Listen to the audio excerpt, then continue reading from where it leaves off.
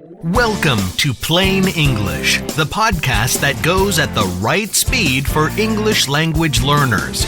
Listen now and read the transcript online at plainenglish.com. Now, here's Jeff, your host for today's episode.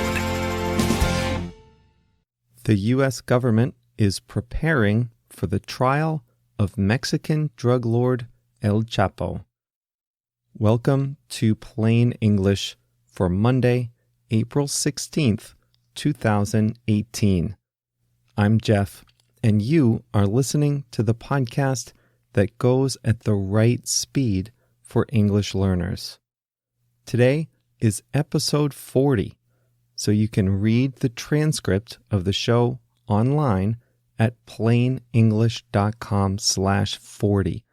plainenglish.com/40. If you speak Spanish, French, Chinese, or Portuguese, you can see instant translations of difficult words and phrases from English to your language right on the transcripts. Those are good because you can read along, and when you get to a word you don't know, you don't have to stop. You can just tap on the word or hover over it, and it will show you the definition right away. It's a great feature, and I know you'll like it if you haven't seen it yet. plainenglish.com/40 for the transcript of the show with the instant translations.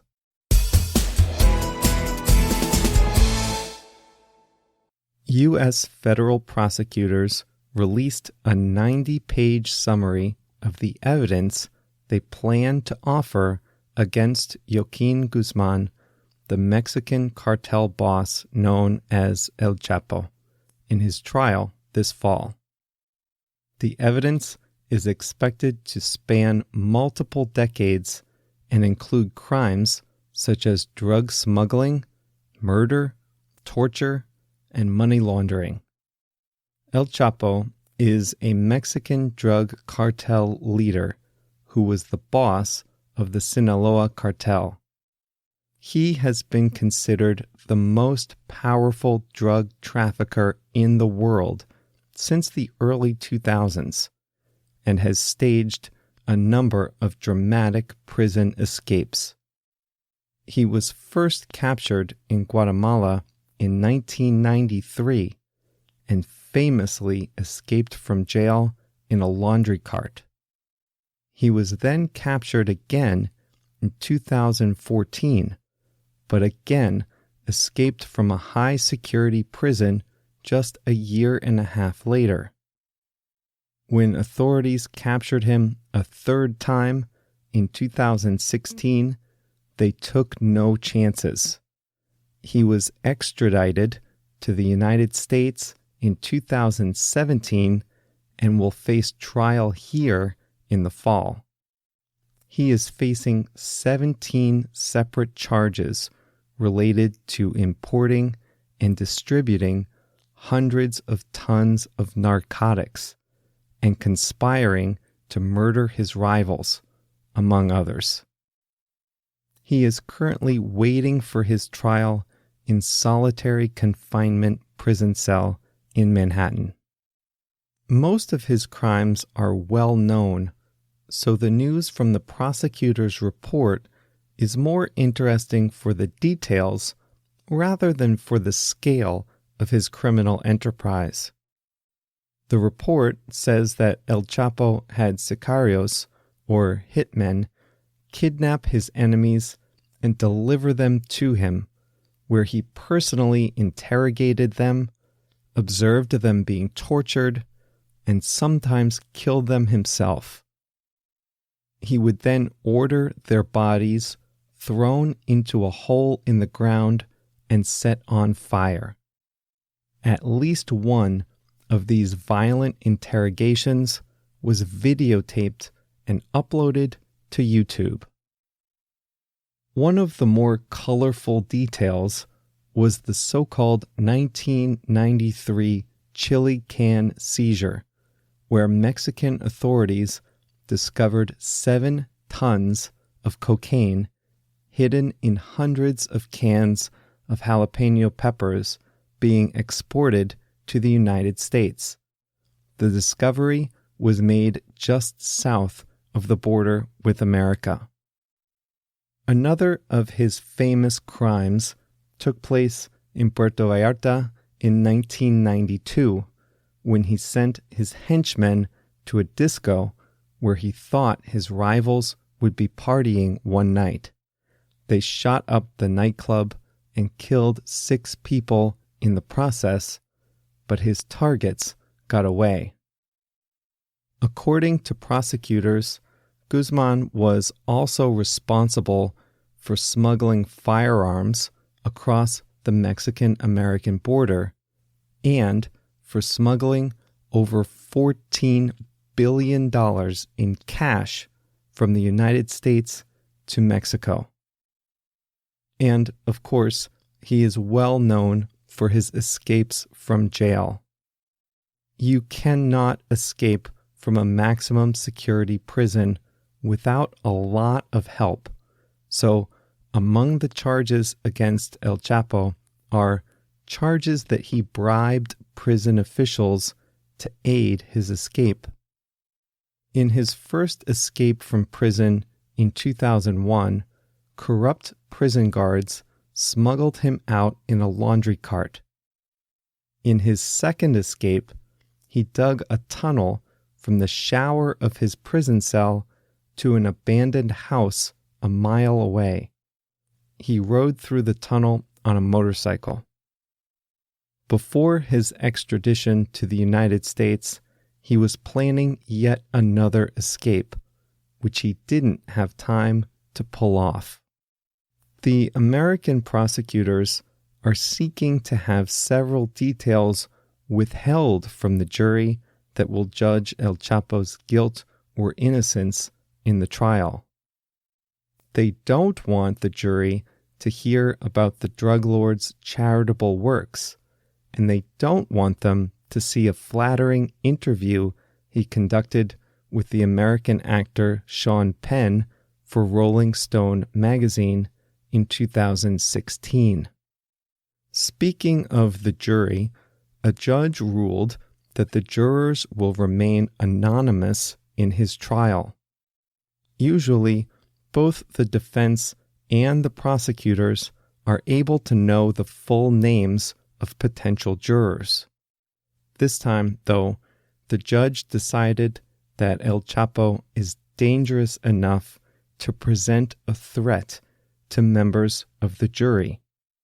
Furthermore, the jurors will be escorted to and from the courthouse by U.S. Marshals for their protection. The 61-year-old Guzman has pleaded not guilty to the charges. His trial will begin in September in Brooklyn, New York.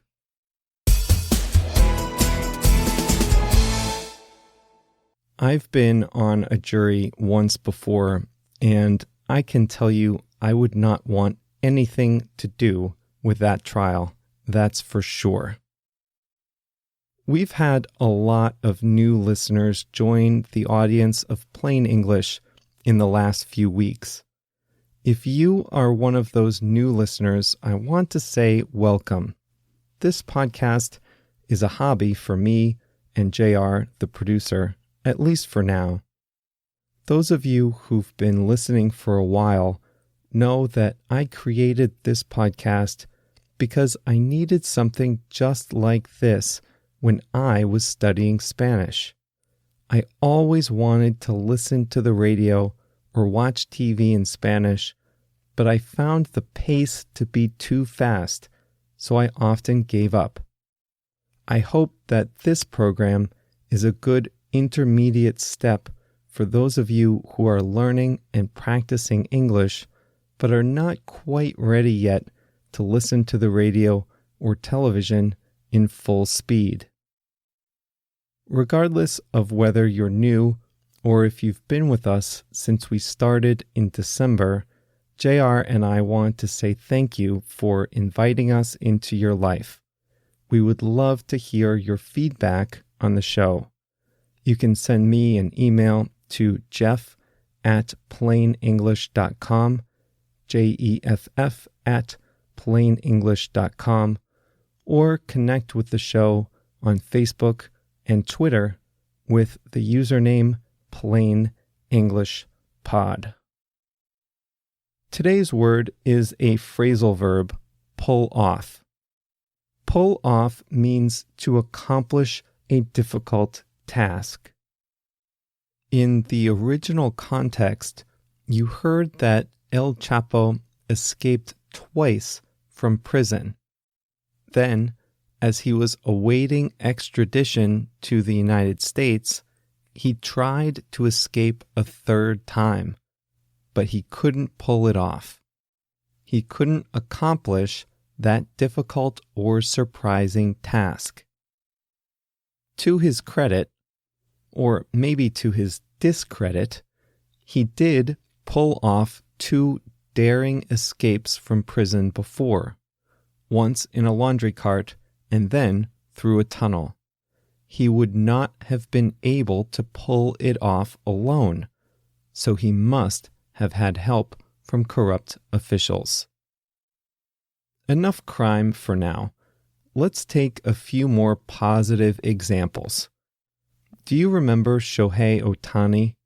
He's the Japanese baseball player we talked about last week. He's trying to become the first player to pitch and hit in America's Major League Baseball since Babe Ruth almost a century ago. Do you think he can pull it off? If he can pull it off, it would be quite an accomplishment.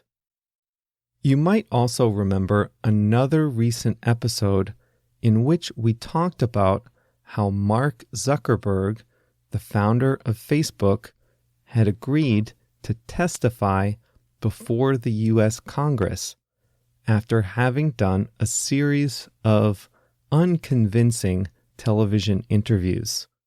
His task was to reassure lawmakers that Facebook takes data privacy seriously. It wasn't always clear if he'd be able to pull it off, since lawmakers were really upset about the loose data protection at Facebook. But in the end, his testimony went very well. He had a tough task, but he was able to pull it off. A big thank you once again from JR and me for listening to Plain English. Don't forget you can connect with us on Facebook or Twitter with the username Plain English Pod, or you can email me at jeff@plainenglish.com.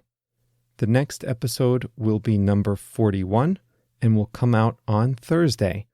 You can make sure you get each and every episode delivered right to your playlist by clicking follow in Spotify or subscribe in Apple Podcasts. See you on Thursday.